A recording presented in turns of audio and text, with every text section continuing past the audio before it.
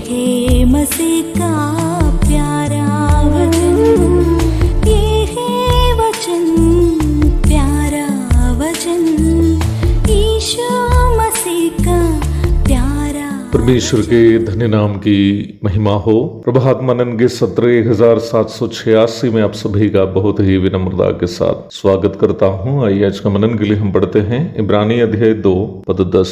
क्योंकि जिसके लिए सब कुछ है और जिसके द्वारा सब कुछ है, उसे यही अच्छा लगा कि जब वह बहुत से पुत्रों को महिमा में पहुंचाए तो उनके उद्धार के कर्ता को दुख उठाने के द्वारा सिद्ध करे। हम बीते दिनों में ये देख रहे थे कि प्रभु यीशु कैसे हमारे वास्ते शारीरिक, मानसिक एवं आत्मिक दुख उसकी परिपूर्णता में सहे थे। इब्रानियों का लेखक ये कह रहा है कि पिता परमेश्वर को यह अच्छा लगा कि जब वो बहुत से पुत्रों को महिमा में पहुंचाए तो उनके उद्धारकर्ता प्रभु यीशु मसीह को दुख उठाने के द्वारा सिद्ध करे। यहाँ एक सवाल उत्पन्न होने की संभावना है, क्या प्रभु यीशु मसीह दुख उठाने के पूर्व सिद्ध नहीं था कि पिता को उनको सिद्ध करना पड़ा?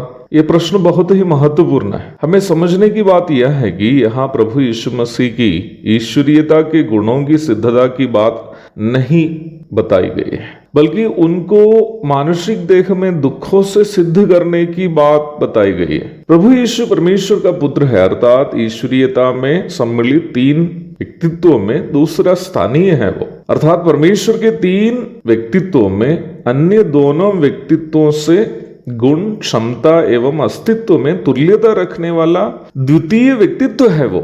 इसलिए उनके ईश्वरीय गुणों की सिद्धता पर कोई सवाल ही यहाँ नहीं उठता है। प्रारंभ में पढ़ी गई पद में केवल और केवल ये बात बताई गई जा रही है कि वो मनुष्य की देह में दुखों को सहकर कैसे सिद्ध साबित किया अपने आप को। मनुष्य के साथ पाप छोड़कर अन्य सभी बातों में तादात्म्यता प्राप्त करने के उपलक्ष्य में प्रभु यीशु मसीह ने दुखों से अपने आप को सिद्ध कर दिया। इब्रानी 4:15। यीशु मसीह के दुखों से सिद्धता एक ही समय हम विश्वासियों के लिए एक सांत्वना एवं प्रेरणा की बात है। हमारे सांसारिक जीवन काल में हम चाहे कोई भी प्रकार के शारीरिक, मानसिक तथा आत्मिक दुख को झेले, उन सभी दुख उसकी गहराई में समझने तथा हमें सांत्वना देने के लिए यीशु मसीह पर्याप्त है। ऐसा कोई दुख हमारे जीवन में नहीं है जो प्रभु यीशु मसीह समझ नहीं सकता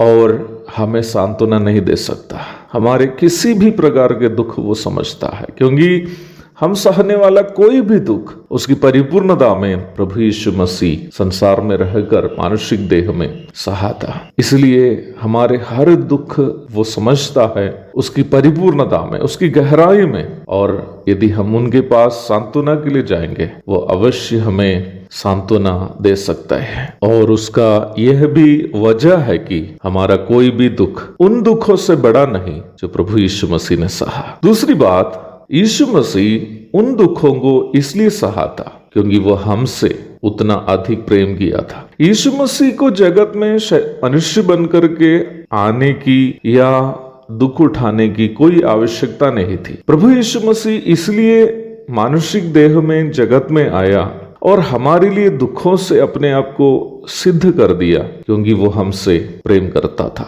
उन्होंने हमसे प्रेम किया था, इसलिए वो मानुषिक देह में आकर हमारे लिए दुख सहा। इसलिए ही उनके सभी दुख हमारे लिए एक प्रेरणा है कि आज हम भी यीशु मसीह के लिए दुख उठाकर उनके प्रति हम अपना प्रेम प्रकट करें।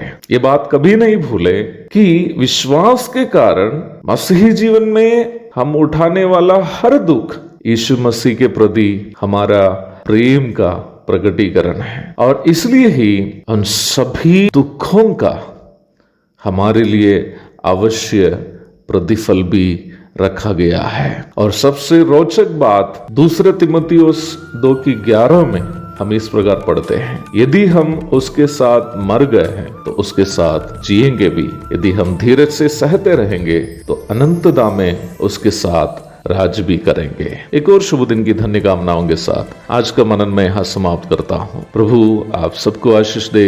आमीन।